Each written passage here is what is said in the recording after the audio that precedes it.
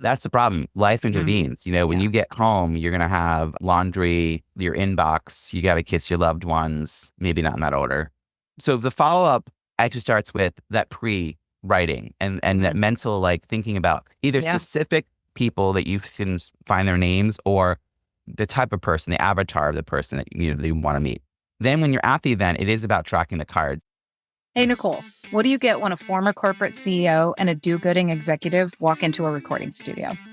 Well, Aaron, nothing, because the two of us are usually on my couch or Zoom, because wine. You get a podcast created for Gen X women who are bought into the corporate world, but fed up with the BS. I know. It's how to thrive the 9 to 5 or 6 or 7. It's career therapy. It's comedy. It's definitely full-on authenticity. Basically, we give you tangible strategies to rise in your career without compromising everything else. Because work doesn't have to suck. Hey guys, it's Erin here, one of your co-hosts of Because Work Doesn't Have to Suck. And I'm here with an interview, a topic we haven't touched on. Gosh, I don't know if we ever have, or if we have, it's been a bazillion years ago. I don't know, we have over 260 episodes, and the topic of networking and going to events and conferences, and it's a little selfish for me. I attend a lot of conferences usually as a speaker, but I'm attending one in a month as just a participant. And despite me being an extrovert and this not being my first rodeo, like it just makes me a little bit, I don't want to say anxious, but like tired even thinking about it. And also wondering, like, am I going to get out of it everything that I should? Because I paid a lot of money for it. And so we talk with Robbie Samuels, and he is an expert on networking, but he's also a multifaceted business person. He works with people and helps them launch their books. And he tells a story about how he pivoted in the pandemic. And I think he's also just a great example of somebody who isn't afraid to go where his passion is and where there's a need for things. But he's a business growth strategy coach. He's also been on NPR. He's been featured in Harvard Business Review, Forbes, etc. And he's a 3-time author. And we take kind of a step down memory lane and talk really more about the contents of his first book and the networking component. And so some of the things we talk about is, why you need to be less of a bagel and more of a croissant at events, which is sort of the theme of his first book. We also talk about the importance of planning your business card and follow-up strategy, and not just like bringing them and what your business cards say, but where you put them, how you take them out, how you organize them during the session. I think it's so smart because, let's be honest, we're there to make connections, but we get home from these things and we're freaking exhausted. And so we put that off, and then the cards go in a pile, and then we forget who's who. And so I love his tips around that. And we also talk about the one thing, we go virtual too, what you need for a virtual meeting as well. So we cover obviously that side of things, not just events, but all of you in some form or fashion are running virtual quote unquote events, i.e. meetings, strategy sessions, et cetera, and what you can learn there. But yeah, we talk about all things networking, and I definitely picked up some tips and some things that I'm going to put into practice next month. So without further ado, enjoy my conversation with Robbie Samuels. Well, I'm excited to talk to you. You're obviously a multifaceted expert. That's what you talk about. That's what you do. But I want to, in particular, talk mostly about networking, although I want to dive into a few other things. And it's interesting because I'm going to a talk next week. I do a lot of talks. Obviously, you're a speaker as well, but I'm actually going to a conference myself as a participant in about a month. And I'm consider myself an extrovert, and I'm still like, I still dread, especially those early moments when you sort of walk in, it's a group that more people know each other than you know.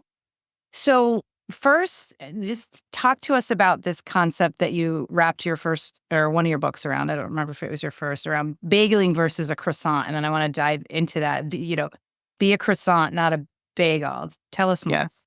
Yeah. So I had this talk that I did for more than a decade before the pandemic. It was the thing I was really working to become known for, around how to network strategically, effectively, and inclusively at conferences. And this is back when we didn't have to explain to people we meant in person when we said events. We just said events. And the concept that you're describing is my most memorable takeaway of all the years that I was doing this talk. The talk was called Art of the Schmooze. And I was teaching people, how to approach each other, in these physical spaces. So when you're going into a networking event, people tend to stand in these tight clusters, these shoulder-to-shoulder huddles that are impossible to break into. And that's that awkward space that you were just describing. Like you go in, everyone's kind of clutching around maybe the breakfast table, or maybe it's a reception. Everyone's walking around with their old drinks in their hand, and you don't know where to stand. But you could look for people who have a more natural opening, the people who, there's a group of people, but that one person in the circle has shifted their body language to make space for others to join. So instead of having that bagel, you now have a croissant. So the follow-up of this is, it's for us as the attendees, the participants, to take a moment to think about why we're even going into the space. Who do we hope to meet? So hopefully you've done some of that work pre-event, and I can talk about sort of what are the prep for that. And particularly, I think for introverts who don't want to spend all day there and stay behind stacking chairs as I would as an extrovert, they really appreciate the prep because they don't need to be there for more than an hour and probably get a lot of value. But if you're there and you haven't had that moment, just remember, don't go stand in the corner, because then someone's going to stand in the corner and talk at you with their hands, and you're not going to be able to make sure there's always an egress. Escape. Yeah. You're going to get Have your an ass. escape. That's one. Two, you might hide in your room if you're the introvert, or sit in the front row and not talk to anyone. And that's not going to help you. Those networking moments are gold. And everybody who goes to events tells the organizer they want more of that. But unstructured networking spaces, unstructured hallways, which are these chaotic, vibrant spaces, those receptions, those spaces are really hard for majority of people to navigate, even those of us who are extroverts. So I always say to organizers, we need to layer some stuff over that, because most people are not able to really fully take advantage of those hallway moments. The people who value the hallway are people who are returning for the 5th, 6th, 8th, 12th time. It's a reunion. So everywhere they walk, I have a conference I've been going to for a decade. I actually leave a few minutes before the end of the last session from the ballroom to run to the restroom. And it still takes me some time because I inevitably know people who are hanging around the exhibitor hall and who aren't in there. If I wait until the actual thing ends and I have to run to the restroom, it'll take me 20 minutes to get not very far because I just know so many people. So I'm not going to have a problem at that conference wandering around the hallway. But if I show up at a new space, which it sounds like what you're doing, that's where having the idea of being approachable. So not just who to approach, but your physical stance being approachable. So that if you are standing with one or two other people, you're standing with that open body language so that others can join you. And if you train your volunteers and your board members and such to do that, your returners to do this, it has a ripple effect. People who feel welcomed into a space will inevitably turn around and share that with someone else. They'll pay it forward. They don't even know they're doing it. But if they feel kind of shunned or excluded initially, well, then they're the ones who are going to be even more closed off to meeting new people going forward. So yeah, it's a good basic idea of how to have a good mindset for actually meeting people. I love that. So the physical matters and sort of how you think about it. Just simple tips. Typically people will already be talking. You sort of have to enter the chat. What are some tips both for the person sort of entering a conversation that's already underway to not make it awkward, to not sort of interrupt, especially if it looks like, oh, they've known each other forever, so you're sort of an outsider. And then what are tips for those people having that conversation? What can they do that maybe we don't think about to welcome in new people to the conversation? As we close up the last part of the conversation we just had, though, I want to mention that my TEDx talk, I actually brought people up on stage. I broke protocol. And I had a circle of people come up on stage to form a bagel, talk about bagels. And then I instructed them on how to change one person each time, change their stance.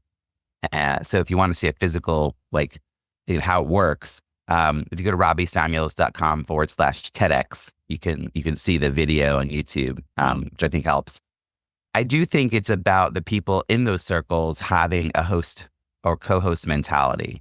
So if it's, a lot of times I'm working with associations. So these are membership driven organizations, and all membership organizations were on a decline before the pandemic, including the church. I mean, like this was like a global, decline in membership organization. Younger generations didn't see the need to go physically in person places. They were connecting online. Your members are aging and you need to bring in new members, right? So we had to find value in bringing people together. And a lot of people don't have the skill. And now post-pandemic, and I think we can finally say post-pandemic in a way I didn't want to say for the last 2 years. Right. I think people who were a little nervous before are now very much out of sorts. And even people like me who were training people to do this are still a little like, what do I have to do when I show up in person again? Like, this is different than Zoom where someone just puts me in a breakout room, right? Like, I have to go up to people. So doing the work ahead of time helps the participant, and training your regulars on the importance of being co-hosts helps those people become more welcoming. So let's take the regulars first, because if you want new members to feel welcomed, explaining to your longtime members the importance of the sustainability of this association, which has done so much good for them personally and professionally, is having new people come in and feel welcome. That if people show up for a year and don't come back, you're losing access to their brains within that industry. Like that person might put time, effort, energy. This could be a future board member, but we didn't do our part to really welcome them in. So teaching them that, giving them a reason for why they should turn away from not just the conversation with their bestie that they've known for 17 years at the conference, but they should shift their body language to allow someone else to come in, to be aware of the people who are circling, right? So it's a little bit of training about that. And I like to do actually this training with everyone in the room. So I'll do a pre-event on Zoom that'll be a mix of longtime members and new members, and I'll just make the whole thing explicit so that I'll tell the people who've coming a Even while. the newcomers, yeah. Yeah, I want the newcomers to know that the people who are having a reunion are ready and able to greet them. And I want the newcomers to be ready and able to go into those spaces to be greeted. Like you want everyone to know this is the intention around the culture of the space. And I have to say, you mentioned before we hit record that you're from Michigan. I grew up on Long Island, New York, and then I lived in Boston for 20 years. And Boston is this is where I developed this program. Boston's hard to break into. Boston lived there for 2 years, not knowing anybody, having no one to have drinks with, lunch with, knowing nobody. Finally, in the last, if you think you're going to move, think you're going to forget about this place, all of a sudden find your group and everything clicks in, and the people that you click in with have your back in such a deep, meaningful way. Like any crisis that you will ever have the rest of your life, these people have your back. Compare that to San Francisco, which I've never lived, but I've had a lot of friends go from Boston to San Francisco. First day you're there, invited to parties, get to know all kinds of groups of people welcoming you into their home, couch surfing, everything's great. You have a crisis, there is nobody, you don't know anyone well enough who's going to really have your back. Yeah. So just cultures are different. We were trying to run a group. I ran a meetup group called Socializing for Justice for 11 years in Boston. And we were trying to flip the script around the culture of Boston. And we became very known as a space where people could come in and immediately be embraced into the space. But it wasn't an unstructured room. We had a lot of thought behind the scenes about how we ran that space. I think on the surface, it wasn't as visible. People would literally leave saying, I never meet people at these networking events at bars. What happened just here? But there was effort, and we trained our regulars about this all the time. We identified people who'd attended 3 or more times as one of our regulars and brought them aside to talk to them about becoming a named member. We gave them a name. We had this thing called stars. And when they would show up, they would have roles, and we would give them a little thing to wear so people knew that they were somebody you can go talk to. They would go out of their way to introduce other people and not hang with their clique of friends until the half hour initially pass. So I just think like culture can be shifted, but you need the intention from both sides. The people who are there for a long time need to be opening the spaces, and the people who are attending need to be willing to try. But the first rebuff, they're gonna like close up again. So if you're the participant, a lot of it is actually advanced planning. But if you're physically just trying to find your way around, look for people who have a natural opening. I think the danger that we have as participants who are newcomers is we're standing on the edge of that. This is such a quintessential angst moment. You're standing on the circle edge. No one is acknowledging you. For me, everyone's taller. So there's also like, yes, like, hello, let me in. And then it's just super awkward. And so someone starts laughing in the group. So then we're like, ha ha ha ha. But like people turn because clearly we don't know what the joke's about. Like that's such a like, we've seen that in the rom-coms. Like, don't do that. In fact, my boss years ago gave me a book about networking. When I flipped to it, it said something about spilling red wine on someone in order to start a conversation. And I was like, no, that's how you get a dry cleaning bill. Right. Close that book up. Yeah, no kidding. Now, one of the things you talk about in the book, there's a whole section on 7 tips for conference breakouts. I'm assuming this is in person, but I'm very curious, like what specifically is it about the breakouts and what are some of those tips? So I think breakouts are so powerful for this. Before the pandemic, I thought my only way to impact the culture of an organization's events was to be there in person. Running the first timers orientation, doing morning kickoffs, training volunteers. And I've since learned, because now I do everything on Zoom, that so much of it is actually me consulting ahead of time. And if it's a conference, like Feeding America is a big client of mine, and they went from virtual multi-day, multi-track conferences to back to their in-person ones.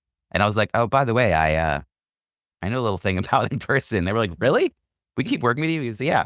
So I would meet with every single session owner. So what they did was someone would propose basically the session, and that person would own the topic. They weren't being necessarily the speaker. They might be the person opening the remarks for a panel. So I would meet with them before they had fully decided to flow their 75 minutes. They would just like have a good idea. And I would meet with them and we would talk through purpose first design. So people coming into the session are feeling, thinking, and doing one thing. At the end of your time together, you're hoping they're feeling, thinking, and doing another. That's the transformation. These are the objectives. Let's talk that through. With those objectives in mind, here are some interactive ways we can pull people together. Here are some tips for how to open. So part of it is like really good structured for the event, because what happens is people will self-select into the breakout sessions. And that's where this is really powerful, because in the hallways, we're not self-selecting, right? We're just mingled together. We're all just trying to get some coffee. But if there's 3, 4, 5, 6, I've been to conferences with 42 breakouts, which is too many, by the way. But you're self-selecting. Now, there are inevitably going to be people who will move away from the bifurcated hallway and go into the next session early, 5, 10 minutes early. And as soon as they get in this quiet room, there's a speaker up front fiddling with the dongle, trying to get the Mac to work with the thing, right? Something like that's happening up front. They will sit as far as they can from everyone else in the room and get on their phones. So let's say the 5th person walks the room, they're going to see people all heads down, kind of scattered throughout the room, looking at their phones. That's a really hard environment to break into and get people chatting. So one of the things I do is we assign a volunteer or 2, depending on the size of the room, to be greeters.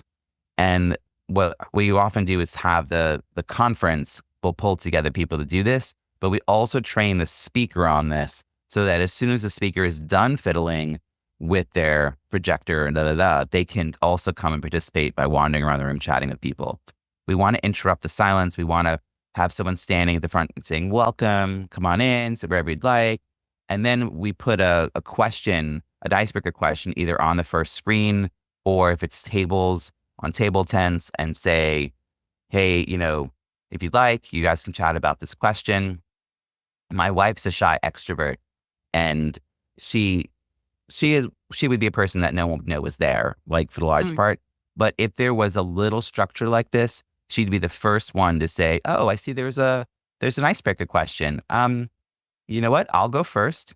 and then we'll just go around and like she'll just start hosting. Start doing it. Most of my listeners aren't event planners, and they may not be lucky enough to be at an event that's as well run as one that's, that you've consulted with. So what if they do walk into that room, which is going to happen all the time, right? People just, it's such an easy way to not feel awkward, look at our phone, probably pretend that we have something to do, but we're not really doing anything. And it doesn't have sort of the icebreaker and things like that. What are they missing out on? What should they do? Like, what can they do to sort of stand out and make the most of their conference attendance? Yeah, I mean, those small networking moments at conferences, this is the section of the book I think you're really referring to, is that, you select your breakout rooms based on your interest. And you go into those spaces assuming that if you were to meet 5 random people at a conference, meeting 5 random people in that room will be more beneficial than 5 random people at the Starbucks in the hotel lobby. Right? Like, go into those spaces specifically looking to make connections. One way to do this is, and even if you're more of an introvert or more of a shy person or both, raising your hand to join the conversation when there is a little bit of a dialogue or a Q&A. And I think it's something that quieter people have a harder time doing, but it's not that you need to wrestle control of the dialogue and where it's going. You just sort of say, oh, a few minutes ago, we were talking about this thing. Here's a thought that I have. If anyone wants to chat about it, I'll be here after. And then put your hand down, sit down, and whether the conversation continues down that path or not, that's okay. You've raised the little flag. People will know who you're about. Now, don't run out of the room right after. After, you need to stand near a door and make eye contact until someone walks over to you. And this will happen. Someone will go, yeah, I was thinking that too. And then they'll want to connect with you. You stood up so they know what you look like. And now you have a one-on-one opportunity, or maybe 2 people come over. So there's 3 of you to have a bit of a conversation. One of the goals that I think participants should have whenever they're in these concurrent breakout sessions is to leave in either a pair or a trio. Don't leave by yourself to go back into that vibrant hallway. Now, one thing that speakers can do to help, I know a lot of your listeners are probably also speakers, is during the Q&A at the very end, as people are, the hallway right after, people always want to rush up to talk to speakers. Speakers should not just have lines queued up. They should form circles, like semicircles. And that way, the first person to ask the question, these other 4 people are waiting to listen. That first person is more likely to stick around until at least one more person asks the question. Now those 2 people can walk out together. So whatever we can do to remind people, hey, in a moment there's going to be lunch, in a moment there's a break, in a moment there's a reception, find people you want to go out with. So if you and I were walking out together and you didn't know anyone, but I did, well, now I'm going to run into someone in the hallway who I'll introduce you to. Right. And then either the 3 of us will keep going or you and the other person will keep going. And that way, like if there's a coffee break or lunch, you're now part of a group that could be, you just swept up into going and doing things. I actually think the harder year is year 2 than year 1. Tell us I think why. year 1, we all go in knowing it's going to be overwhelming. The word overwhelm is like the most common description of a first-time attendee. But we go in, we kind of know that. I mean, you even said it, like, you're like, hey, I'm an extrovert, but I'm still not sure about this whole thing. I'm going to go to this new space. It's a lot. You don't know what sessions to go to. You don't know a lot about the culture of the space. You don't know people. You don't have people to like, but we do have, most organizations, particularly of a certain size, will have some structure in place for first timers. It could be a ribbon to wear. It could be a reception or an orientation or a pre-a meeting. Or, there's different things. Now, if it's a ribbon, well, you can go find other people who are first timers to talk to, right? So it's things like that. The second year, you're just thrown into Gen Pop. You're just like, okay, you're good, but you still don't really know a lot of people. You haven't stayed in touch from year 1 to year 2 with anyone. Now you're feeling alone in a crowd, which is very hard. It's a very difficult space to be. And you kind of expect it to be easier. So I think organizations struggle with getting people to come from year 1 to year 3, 1, 2, 3 years in a row. And it's year 2 that makes the big difference. Because year 1, if it's an event that moves around the country, probably the event was kind of nearby, which is why you thought, well, I'll check it out. But year 2, it could be on the other side of the country. Yeah. And so now it's a big effort for you to show up, it's more expensive and all that. But in the end, you're like, well, I don't know. I got to the end of that event. I don't know if I really connected with anyone. Yeah. That, by the way, was the talk that I was working on when the pandemic hit. And I still think it's valid. I think it's changed a little bit because now we have Zoom. So another thing I think participants should remember is we no longer have to wait until year 2 to reconnect with people. That we should leave. Before we even get into the first event, we should have reached out to some people, join the online community for the event, look to see who the organizers or the leadership or the speakers or the organizing committee or the exhibitors, like look to see who all these people are. Do some reach out on LinkedIn ahead of time, maybe even have some copies pre-scheduled, maybe I'd like to contact the venue and ask about what are the best spaces to gather a group of people for dinner or for drinks or for coffee that isn't too loud or whatever. And then usually the concierge will just give you all kinds of ideas for either on the property or nearby. And I'll just make reservations for like the second or third night and then gather people, even on my first event, and just start telling people, oh, you know what? I'm doing drinks with some friends on blah, blah, blah night. Like, you want to join us? And then just kind of, by the way, everybody is trying to find their way. Yeah. I have done this with people who've 20-year veterans of the space. All their friends assumed they had already made plans. And I'm the one who invited them to come to my group dinner. And they sat across from me saying, thank you. And I was like, this is a person I've seen on stage, right? This is a person I've only seen from afar. But we were in a group thread. And I was like, any last minute people want to join? We still have a spot.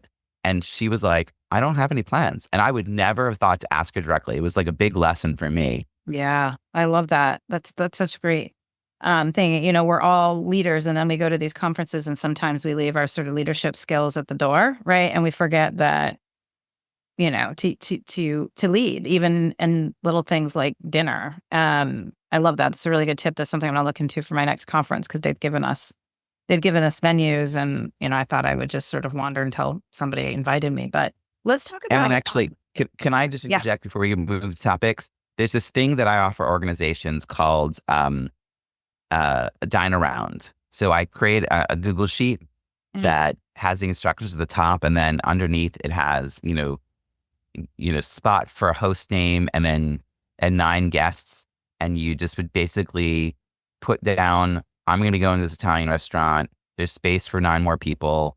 Here's my phone number. You add your name. You add your phone number. I'll send reminders. We'll meet in the lobby. We'll organize. We'll go over that. Right. So like I've done that for like groups of 200, 250, 350. It's amazing. It's self-organized meeting. The staff doesn't have to do anything. There's a night off. It allows newcomers and longtime members to organize themselves. If you're open to having random people from the group show up at your table, like you list yourself there, and it works so beautifully because it is exactly what you just said. It's like, I organize. So I'm going to be honest about this.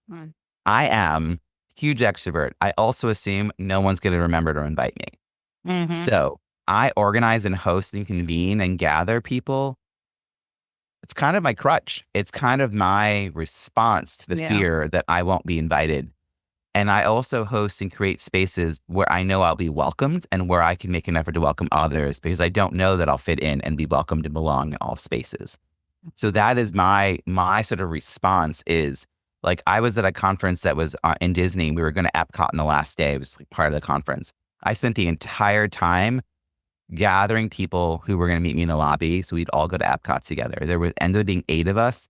They didn't know each other at all. And all of them professed their deep gratitude to me for organizing us. And all I thought was, I would have just been standing here by myself. Like, there's no way I want to go wander around Epcot to like wander on my own. I want to have dinner and have fun and go around. Like, I wanted a group experience. And so I had the skill and aptitude to pull that together. But I want to be honest. It's like, don't put me on a pedestal. I'm doing it because I know I want that space. But a lot of people want that space. So even if you do it on a smaller scale, if you're like, I'm just going to find 2 other people to be my conference buddies, like those 2 other people are going to have a much better experience because you went in with that plan in mind. I love that. I love that.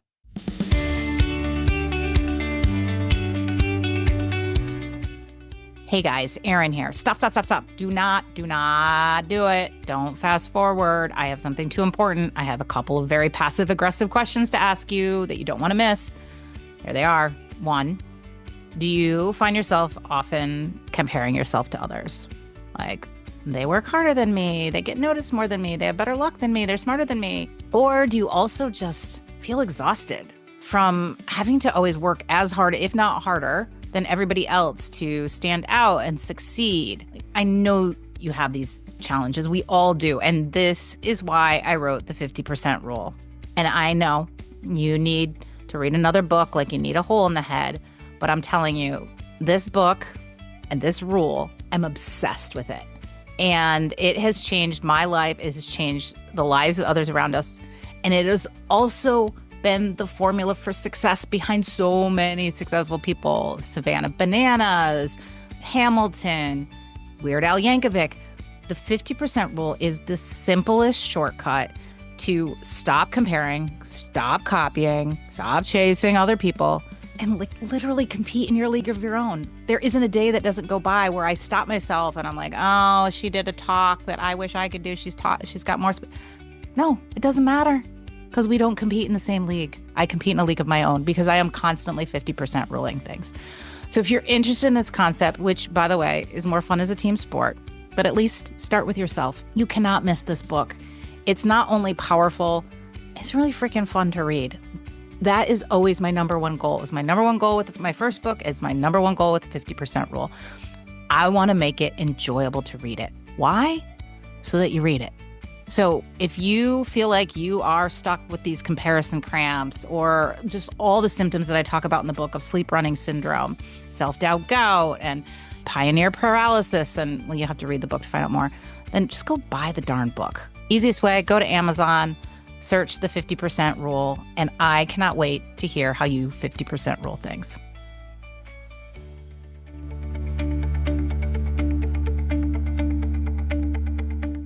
Let's pivot a little bit to talking about the ABCs of business cards, as you put it, and the follow-up. So let's talk about, going to a conference.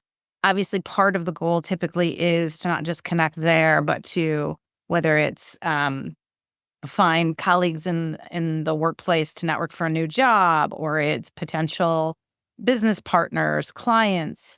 Talk to us about business cards, and then also follow up. What are people maybe doing wrong that they need to do right? I'm still a fan of physical business cards. I think that all these great apps have come out where you can, just scan a QR code or bump phones or whatever. The downside I see to those is that there's no physical reminder for me to actually do the follow-up. Similarly, if I hand my phone to you and you just put your phone number in, if I haven't actually learned your name in a way that I'll remember you, that's not helpful. I have a lot of names in my phone. It's not, so I like the idea that I have these business cards in my hand, and that will help me discern, okay, who am I going to reach out to? Now, all business cards are not equal because all contacts that you make at a conference are not equal. So I think one of the strategies is having a plan for how you're going to track them. Now, we are in a Western culture, and so the tips I share are definitely for a Western culture. Because I would say that if you were somewhere else, like in an Asian culture, you would not turn the corner down on a card. No. You would not write on the card. You would hand the card in a very ceremonious way. But we don't do that. Yeah. We're like, oh, let's spray and pray. We're all standing in a circle. I'm going to hand out my card. And then everyone's like, oh, I guess we're handing out cards now. And you end up, it's like a poker game. You end up with a pile of cards in your hand with no meaningful reason to follow up with these people. And then you have one really good conversation later, and that gets put in the stack. Well, you don't want that card to get lost. So a few things. One is you turning over the corner is great, because a lot of times women don't have pockets in these professional settings, and you do have to plan ahead to have a pocket. And I've been to spaces where I met with a woman once. We went to a coffee shop.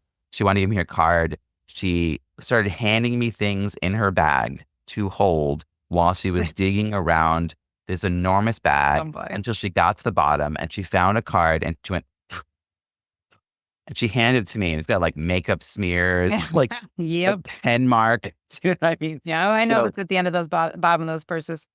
So we were like, okay, how do we approach this so that you have the cards when you need them? And so some things to think about is attire.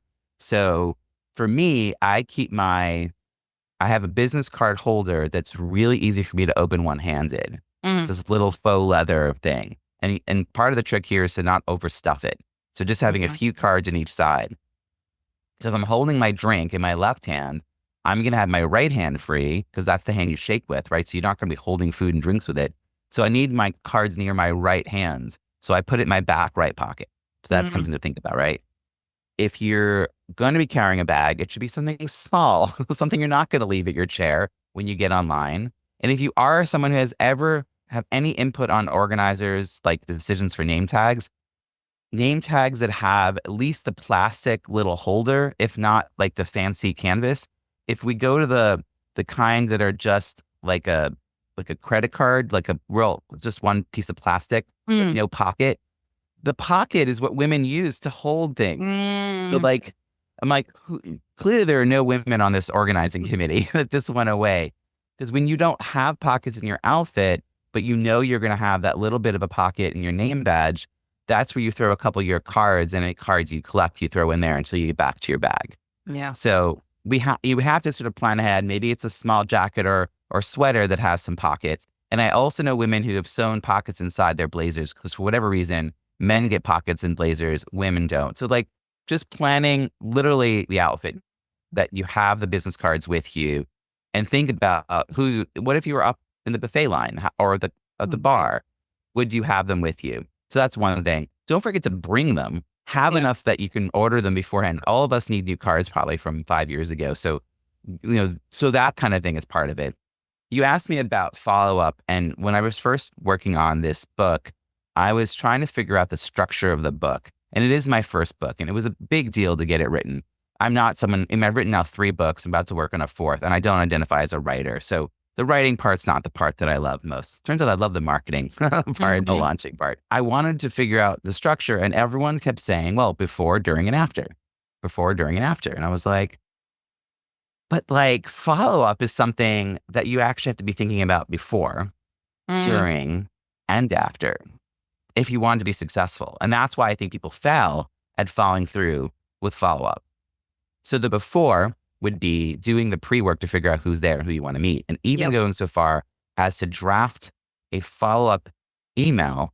You're not sending it to anyone. You haven't met anyone yet. But drafting it based on the ideal people you would meet and what is your primary thing you would want to be talking about in this space. Given your little bit of light research you've done about who will be gathered there, maybe like you said about me, I have a lot of things I could be talking about. What's the thing this group will most need to know about? And then write something out. Now, if you do this a few times, you'll have a little library of messages that you can kind of copy and paste from. So it makes it even easier. So that will get you mentally thinking about this is a little bit, half an hour of your time. Who do I want to meet? That's such a great idea too, because a lot of times you come home from these conferences so drained and you're like, oh, I just needed a day to recoup. And then the next day comes and then you're moved on to something else. And that's the problem. Life intervenes. When you get home, you're going to have laundry, your inbox, you got to kiss your loved ones, maybe not in that order, but So the follow-up actually starts with that pre-writing and that mental, like thinking about either specific people that you can find their names or the type of person, the avatar of the person that you want to meet. Then when you're at the event, it is about tracking the cards. So often women only have one pocket. And so I suggest having an elastic band around the cards. Your cards go on the bottom and their cards go on top. So that whenever you're giving a card, you always know you're grabbing your card from the bottom. I had someone accidentally hand me someone else's card once. Oh, yeah. Sure. So we want to avoid that. If it's a really important card, I would actually take a picture of it with the phone right away because I have misplaced one time for 3 weeks a stack of cards years and years ago. And it was like, what? That's a good idea. Run to the bathroom if you have to. It's a little gross, but maybe if you have to, take a little photo, get a picture, move on. Yeah, just even stepping off to the side of the hallway. No one's going to pay attention to what you're doing. I like the idea of having a pen nearby so that you can jot a note down. Obviously, put the date or a keyword so you know what event it was. Because again, you might go to multiple things in a month and they'll all get jumbled on your desk. But if there's something you promised to give someone, like, oh yeah, I'll send that to you, or something you were going to follow up with someone about, or a key conversation point, just jotting that note down, which is also why I don't love these electronic cards, because you can't do that easily. Right. The other thing I think is that sometimes people have these like funky cards that are all black or metal or what, like you can't write on them. Yeah. I even have a set of cards right now where I realized that if I order them again, I would make sure, like, unfortunately, the way it printed, I would have to flip it. The front was glossy and the back, which has a picture of me at my desk, because that's how people will see me when we meet again on Zoom. I would flip the design so that this shiny part would be the picture and the part that's mostly white would be the part that would be more easy to write on. And this is like a Vistaprint thing. It's just like a thing you have to know when you place. That's also why I decided to order a small batch this time. Right. I wanted to check it out, and then I can go back and order a larger quantity. So even that, by the way, having a memorable card. So I've always had my picture on the card, but I try to avoid looking like a real estate professional or an insurance salesperson who has a little square picture on the corner. So having things on your card that you can point to, your title, a slogan, an image, right? Something to reward you, just to give people a reason to look at the card for a moment as they're looking at you, will help them connect the card to you. And if it has your picture, so much the better. So we do it with we have our caricature from our podcast that I reused on ours, which is, not very usual to have a sort of hand drawn. Right. So it makes you stand out. So when they're seeing all the cards later, some of them are going to be gray and drab, and then yours pops out full of color. Right. So, right. I remember Erin. For her, she's full of you want to color. be memorable for the follow-up so that they remember to reach out to you as well. Yep. And then the other thing you do before the event even starts is you set aside an hour of time within 48 hours of leaving the event to actually do the follow-up. So that's pre-planning. So you've written your email template draft. You've got the time set aside. You track the cards in a thoughtful way. You've done your homework about kinds of people you want to meet, so you're more likely. So I think serendipity is more likely to happen when you know what you're looking for. Yeah. Yeah. It makes me think too, one of the things I like to do often is do a video follow-up. I use BombBomb. You can use different, there's so many of them now. It's definitely something that I want to use, post-conference, because now that's, face with the face, because sometimes when you move from face to text, especially when you have a last name of Hatzakostas that nobody can remember or pronounce. So that's definitely something I'll use.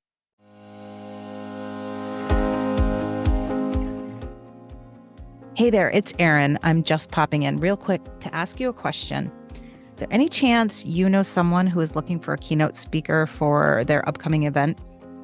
Look, I know that many event organizers, they struggle to find a speaker who provides both tangible value and business knowledge, but that also lights their audience on fire. And I truly believe there aren't many speakers like me out there who are both former corporate executives and professionally trained speakers. And there's definitely none that roll in with an orange suitcase they unpack with their audience. Trust me on that.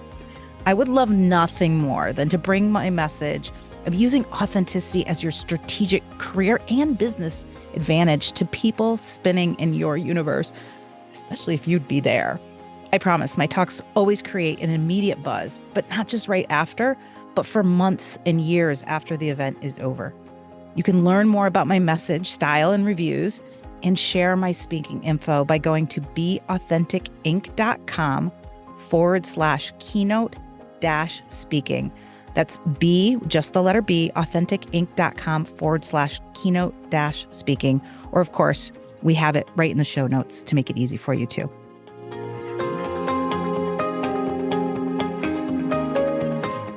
Just a couple more questions. One, I do want to pivot to Zoom. Like I said, many of our listeners are not necessarily event planners or in charge of sort of in-person events, but everybody's sort of in charge of Zoom in one way or another. It may not be a full-scale, quote-unquote, event, but it could be a meeting. Right. It could be a brainstorming session, which is sort of in between, where it's got to be more than just, 6 people come on and kick around an issue.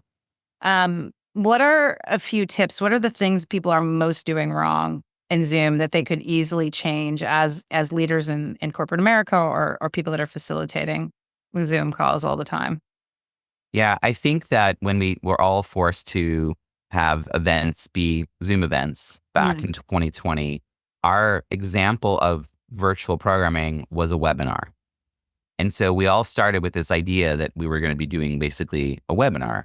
But webinar, even the name conjures certain ideas that are kind of, it's the opposite of what we want people to be experiencing online.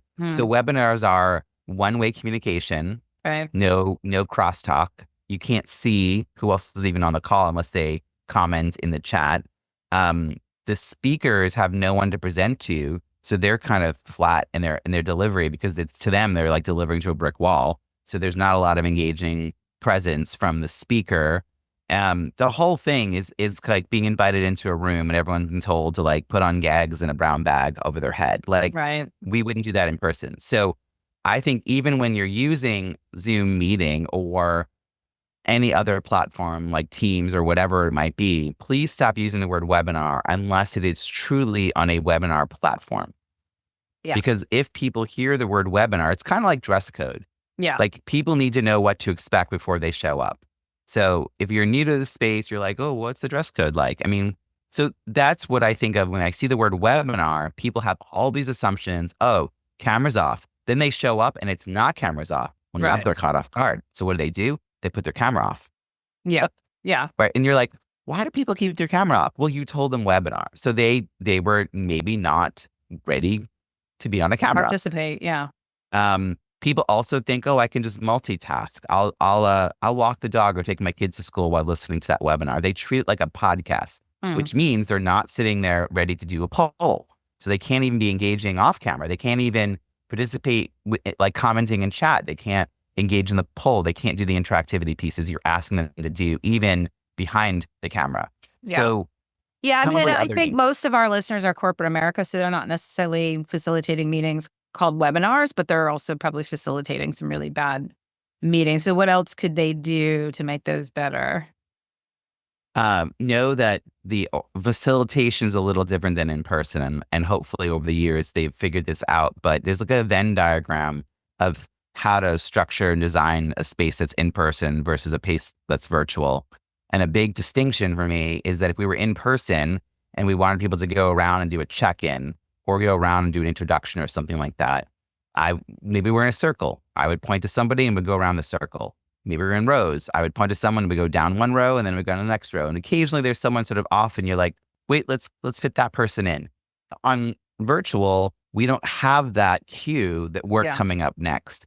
And a lot of times when I see people who are the hosts, they're like trying to do it in the order of the screens. And then the screen order changes. Right. And they're like flustered. Wait a second. Did Mary go? Oh, I don't know. And the screens will change if people turn on and off their cameras, if someone new joins, if they fall off the internet and come back on. So I would recommend either opening up the participant list, which is the button on Zoom that shows you who's in the room. If everyone is muted, they'll actually be alphabetical. And you can just say, we're going to go alphabetical, starting with A. So you'll have, that will give everyone, I mean, you'll know you're closer to the beginning than I am, right? So you'll be a little bit more ready than I am at the very beginning. Yeah. But I also think doing this thing called On Deck that I talk about. So my third book is called Break Out of Boredom, Low-Tech Solutions for Highly Engaging Zoom Events. And so On Deck is this method where you would say, okay, in a moment, we're going to all do our check-ins. I'll start by giving mine and then Aaron's going to go. Right. So it doesn't have to be alphabetical. It's like you have a list of names, maybe departments or something. So then I go and I kind of demonstrate by saying, like, you know, it's going to be 2 minutes or less or whatever it might be. And then I have to follow through on that. I can't tell people it's going to be 2 minutes or less and then speak for 10, because the next person's going to speak for 10. And then you're going to interrupt the third person and say, no, it's too long. But they're going to be a little miffed because they followed the pattern from the first. We're all just kindergartners, Aaron. We're all just like, we are 100%.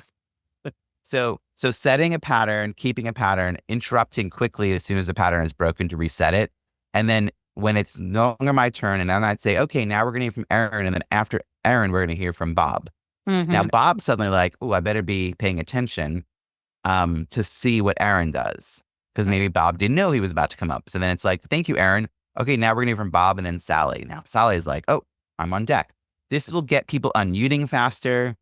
They'll be prepared. There's that lost time of shifting from person to person and then being like, oh, me. Oh, wait, I'm The other thing is using things like Spotlight so that we can all pay attention. I was on a call the other day where I was invited to speak to a group and the guy wouldn't let me be a co-host. And he's like, no, I'll just take care of it. I'm like, okay. I want to have security features that I want to adjust. He's like, no, it's fine. You can share, everyone can share the screen. It's fine. I'm like, have you never had a Zoom bomber? He's like, no. I'm like, okay, good on you. Like, this is very surprising. It's a public event. But then when it came time for me to present, as I went to go, I said, so you want to put me in the spotlight? And he goes, well, I'll take care of it. He didn't do it. He didn't want to do it. So I presented to a room of 15 people. I'm this little square. Yes. Yeah. And the recording, I'm going to guess he was recording to the cloud. So on the recording, I was probably big picture. That's the other thing I would think people don't know is if you record to your computer, it records what's on your screen. So he would have gotten the gallery view on his computer, but the defaults to the cloud is recording each speaker. What that means is if you unmuted while I was talking, the recording would flip to you. Well, that's good to know. I mean, I don't do cloud a lot of times because Zoom sort of has a maximum space. Oh, yeah. I tend to do the computer because it doesn't. The thing about computer that I like is if you spotlight two people, the recording will have two people on there. If that was, so again, if we're thinking of design for virtual, if you and I are doing this interview right now and what people are seeing, it flips back and forth between me full picture, then you full picture. Yeah. That is a lousy experience for the participant who's watching the replay because it's just like flip. So you would prefer that the recording actually have just the two of us on screen together. Right. Yeah. Which is what we'll have for this. But these are really great tips. I have two final questions that we ask everybody. The first is switching gears a little bit. Can you tell us your buck that story? And your buck that story is just a time when you sort of bucked the norm, you went against the grain, and good things happened.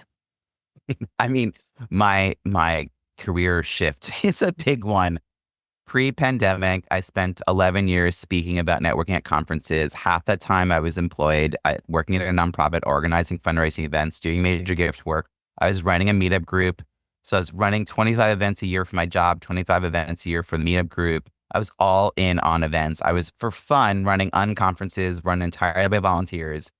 And then all of a sudden, this world that I'd created around speaking on this topic and I was working so hard to be known as that networking expert, that skill set went away. No one cared. And I actually published my TEDx talk, came out in January of 2020. And I was poised to be an overnight success 10 years in the making. Right. And 2 months later, it was a moot point. So I had to figure out how to take what I knew and believed in my heart of hearts about events being about content and connection and apply that to the virtual space, where even I only knew webinar as that was the format and I thought, I never liked that anyway. And now I have to figure out how to do this better. And so while everybody was sort of Zoom very quickly became a 4-letter word, right? People were like, oh, Zoom, it was this bad thing. And I'm getting more and more excited by the possibility. So when I hosted my first virtual happy hour on March 13th, 2020, it was instinctual to do it. It was, I made a list the day before of 9 ways to network in a pandemic.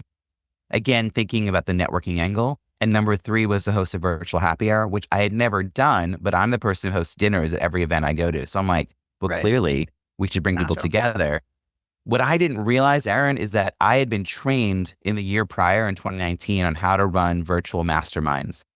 And so I had all this experience about how to look for body language virtually. People are upset, if people want to talk, if people sort of make a motion, they want to interject, respond. And so I went into that first happy hour with that sense. And I also knew how to call on people with that on deck method. And so people who attended, 20 people came, people who attended commented about how well it went, and then later reached out after 2 weeks of really bad Zoom experiences to say, yours stood out. Will you come and run this thing for me? Will you come and train my team for this? That one thing, a week later, I hosted another one, And for the first time I hosted it where I opened breakout rooms, I actually didn't know I had access to breakout rooms. I thought they were an extra cost. I couldn't imagine why I would need them. All my events were 20 people or less. And suddenly I'm like playing with that. So I had never looked under the hood at these settings.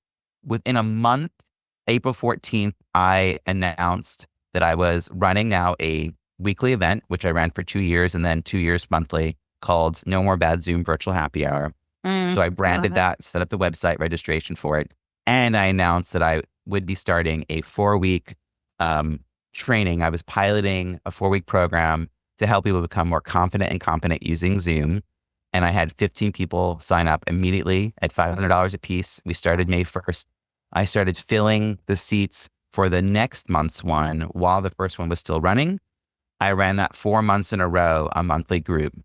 I had about 40, 50 people go through it. By the third month, it became a certification program.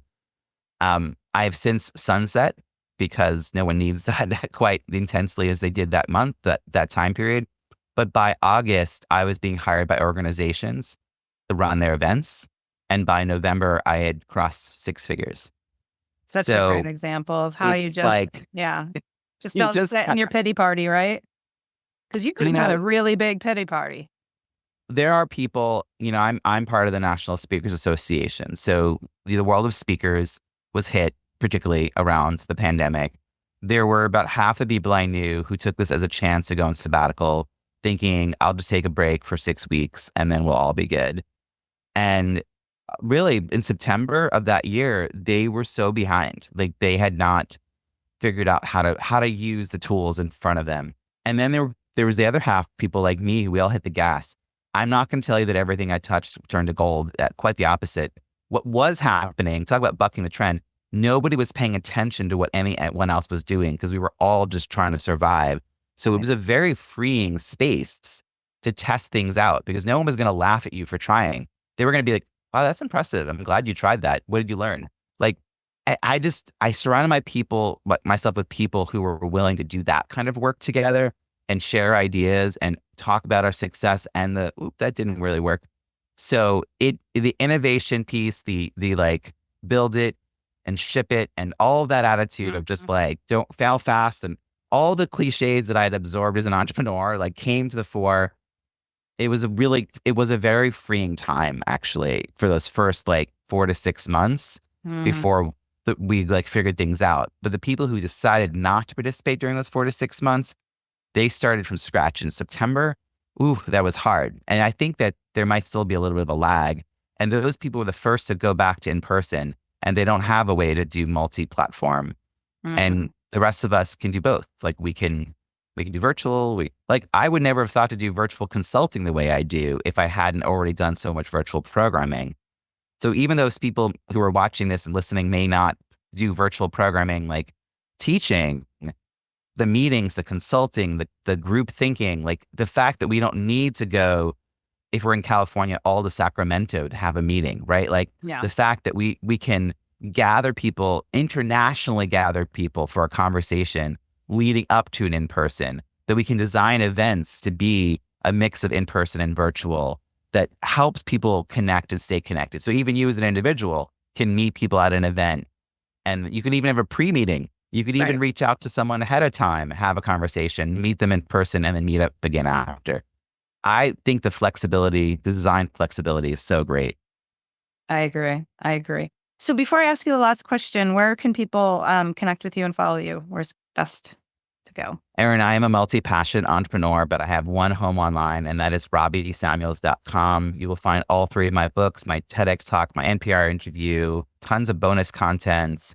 I also have a new podcast. I switched my podcast of 8+ years, and now the podcast is Biz Book Publishing Hub podcast, where I work with authors who have written books to help them grow their business.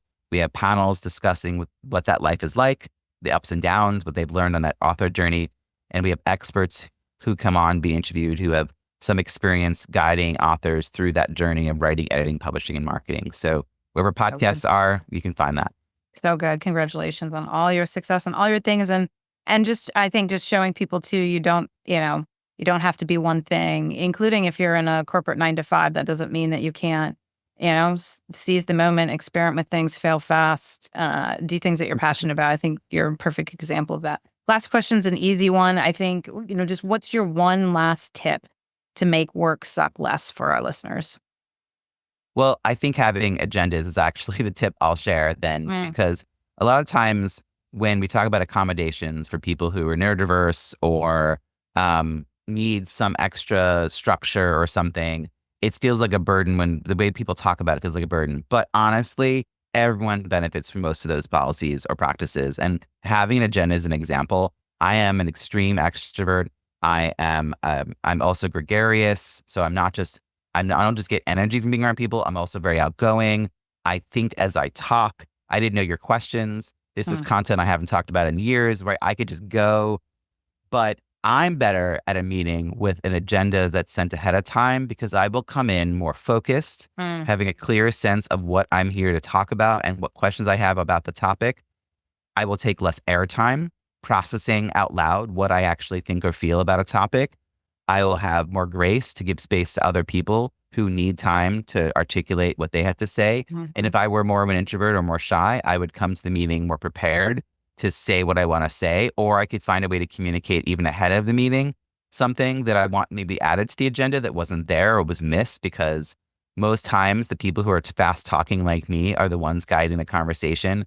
And there could be holes in the strategy that don't get addressed because there's just no space in that meeting for people to kind of point out there's a problem here. Whereas if you give people information ahead of time and another channel besides the meeting to give feedback. So not just everything must be said here, but give them another, whether it's an online chat board or, something that allows people to give feedback publicly so that people can hear that and think about it. So I just think when we often think about more structured spaces, if we really want to embrace everyone's opinions and take in everyone's experience, we need to find ways to give them the ways to participate more fully. All the work that I do is about inclusion in the deepest sense. Like, how do we welcome people into a room? How do we embrace them into the conversation? How do we include them as members? But if you're even taking this to a workspace, how do we make meetings suck less? Make fewer meetings happen. Have the meetings have a plan, some roles. So have someone to facilitate, have someone to time keep, have someone to jot down notes, and have a fourth thing, which is called a job jotter. And a job jotter's responsibility is to just note who said yes to doing what thing. And they take a second at the end of the meeting to read that back out so that everyone can make sure they have marked it on their own agendas or own calendars to do that thing, and that it gets put into the notes that are being passed around later. The beginning of the next meeting, you go back and you say, did those things happen or not? And then you continue the meeting. So I just think sometimes meetings suck because we rehash things. Oh yeah, I never did that. I forgot that I was just to do that. It's like, did we talk about that? Yeah. Yeah. So it's been a while since I've had ongoing meetings in this sense, but I had a lot of feelings about it back in the day, Erin. Yeah. No, I love it. I love not just having an agenda, but have people have roles. There's no reason you can't have people on your team, colleagues, others, just have simple roles. I think it probably helps engagement as well when they come to the meeting, knowing that they're and giving different people an opportunity to try out. So, people don't become better facilitators watching. They get a chance to try it. Right. But if there's structure and a clear agenda and someone helping them time keep, someone who can say like, hey, we've got about 2 minutes left before we need to shift. Like, that will help them become better facilitators. There's another way to create better capacity for your team. If you're on vacation, what happens, right? If you're the only person who can control the agenda, or only person who knows how to manage the meeting, the things fall apart, right? So you want to deputize other people to be in the wings, ready to take that on. And they only will know how to do it by you giving them chances to do it. So yeah, I think a little bit of pre-planning, but there's been a bigger conversation lately, and a lot of my friends are in this space around how to help people who have different neurodivergent ways of thinking work in a workplace.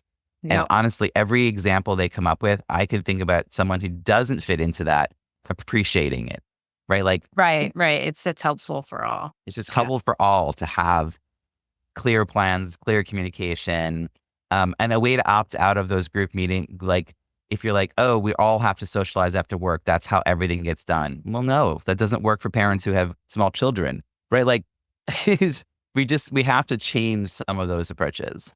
I love it. Well, thank you so much, Robbie, Thanks, for getting me prepared selfishly, but obviously letting others listen in. I love it. I'm glad you're reading my book, Croissants versus Bagels. Yeah, it's great. You're going to get a lot to takeaways. I think it's always good to refresh on that stuff. And especially me, who is usually on the other side being the speaker and at a conference in a different way. This has also given me things to think about, how to be a better speaker, how to make things more inclusive, get rid of the line after my talk, make it a croissant, all of that. So thanks again for giving us your time, and have a great day. Thanks, Erin.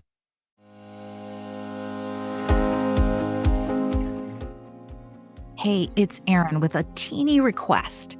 If you have ever gotten any value from this podcast and you'd like us to stick around, plus you want it to continue to grow so we can kind of swindle bigger and more knowledgeable guests to join us, and to keep providing you with tangible and inspiring actions you can take to achieve the career and life you deserve, could you please just take 1 minute to leave us a rating and a review?